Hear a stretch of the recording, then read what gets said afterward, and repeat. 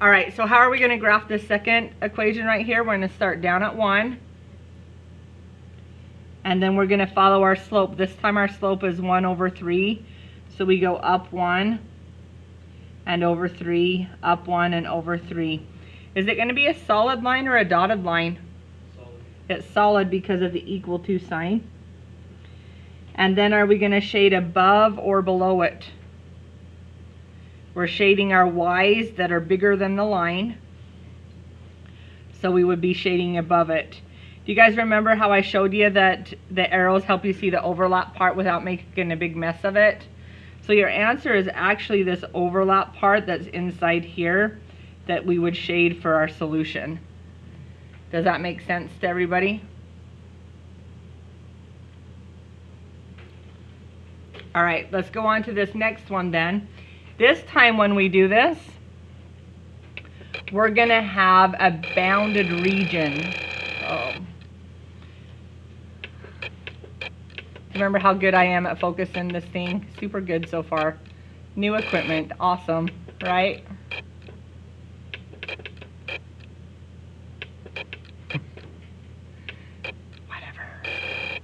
Whatever. I'm just stopping right there. I'm stopping. All right, here we go. We're going to graph this first one. Y is greater than or equal to 3x minus 7. So I start down at 7. Then I go up 3 and over 1. Everybody's understanding how I'm graphing these lines, right? Is this going to be a solid line or a dotted line? Solid because of the equal to sign. And your line goes through those ordered pairs. Now when we're talking about shading here, I'm shading to contain my y's that are greater than or equal to the line. My y's get bigger above the line, so I'm just going to show some arrows here, reminding myself I'm shading above the line. Okay, 2 more lines to go on this one. We have y is less than or equal to 8. Anybody remember what that line's going to look like? Yeah, it's straight, it's horizontal, right? So you go up to y equals 8, which is right here, and it's going to be a horizontal line through 8. It's going to be solid because of the equal to sign. So draw your horizontal line through y equals 8. And then you're shading everything less than. So y is less than or equal to 8. So we're coming down below just like this. Questions so far? All right, one last one on this graph then. This is not in y equals form though. Do you see how it's not got y by itself on one side? So we're really fast going to just subtract that x over to the other side. And we'll have y is greater than negative x plus 1 for my last line that I have to draw. Anybody have questions on how I did that? All right, so we're going to start up at 1 and follow our slope, which would be a negative 1. So down 1 over 1, down 1 over 1, down 1 over 1. Now sometimes when I'm doing this, I like to do my slope in the opposite direction too, because then I can find my exact point of intersection, right? We know we're looking for some intersections here. So I'm just going to kind of do that slope the opposite direction too to get my exact points right there.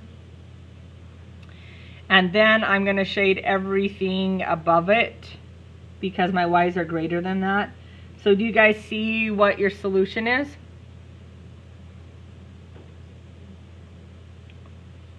We're above this line, and below that line. Do you see the bounded shape that is our solution? What is the shape? Triangle. It's a triangle, right? Our solution is these ordered pairs that would be in this triangle here.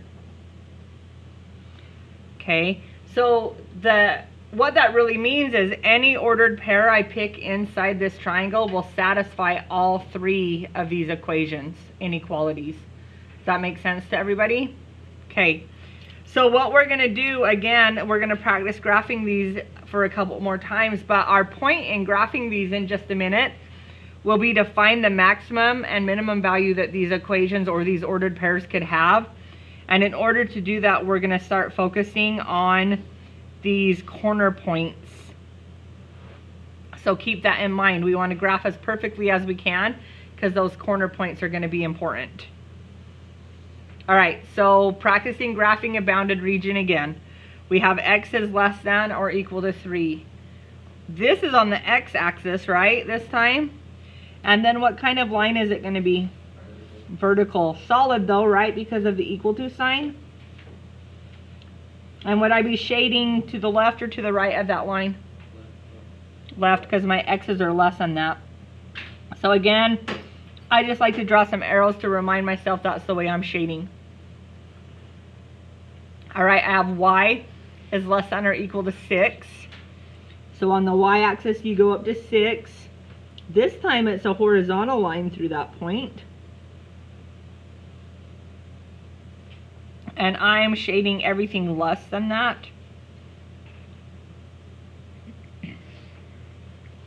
So below the line. Any questions on how I've done that so far? All right, is the next one ready to graph yet? What do you got to do? You're right, you're going to subtract the 2x to the other side. It needs to be solved for y. So subtract that 2x over. You have y is greater than or equal to a negative 2x plus 8. So your starting point is at 8 on the y-axis.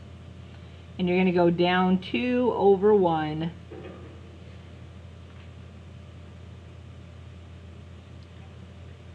You have a solid line because of the equal to sign. You're shading everything above that because of the greater than sign. So do you see your bounded region? There's this itty bitty triangle inside there, isn't it? Questions on how we got that?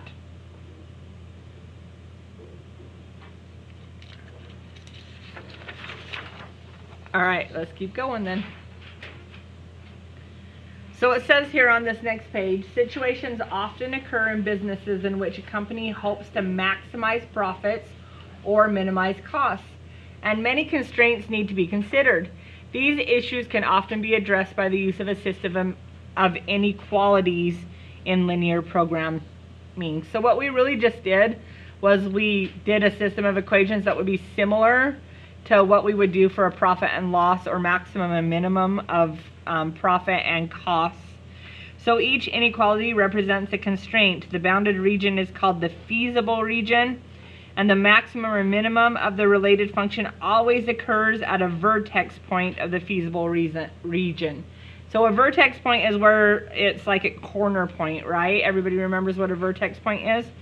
So really what we're doing is we're going to find this feasible region, this bounded area here.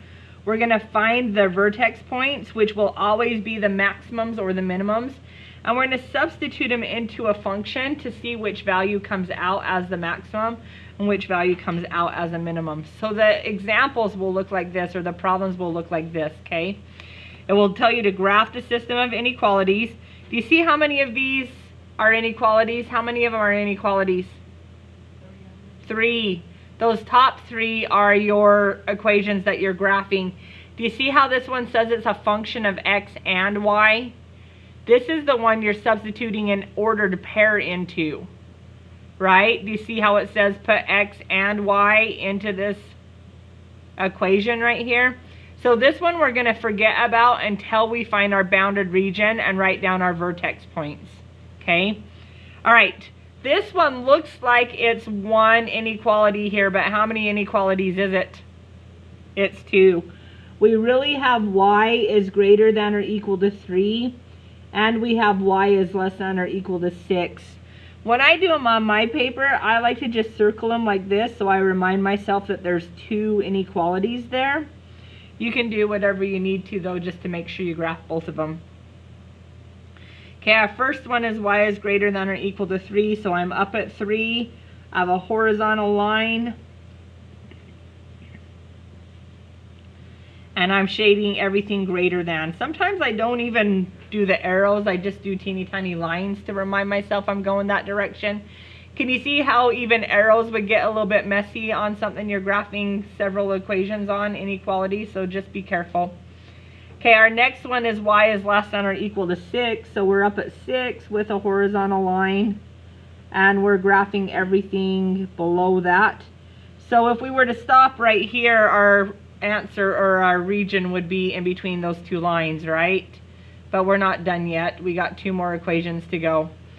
This next equation is not ready to graph. In order to graph it, what do I need to do? Divide by 2. Yep, divide by 2 everywhere. So we're going to divide by 2 really fast. And I'm just going to rewrite it over here. I'm going to have y is less than or equal to 3 halves x plus 9, because 18 divided by 2 is 9. So you start up at 9 and you follow your slope. Your slope is up 3 and over 2. When your slope goes off of the graph like that, it's okay to count it backwards, right? If you went up 3 and over 2, couldn't you have gone down 3 and the opposite direction too? So I like to just kind of count the slope backwards so that I can see where it's going to intersect on my other equations. This is a solid line because of the equal to sign. And I'm shading everything that's less than the line because my y's are less than that. So I'm coming this direction. Does that make sense to everybody what we're doing so far? Alright, one more to graph. Y is less than or equal to a negative 3x plus 6. So I'm starting up at 6, which is right here. And I'm going down 3 and right 1. Down 3 and right 1. So my line goes through those ordered pairs. And I'm shading everything less than that, which would be this direction.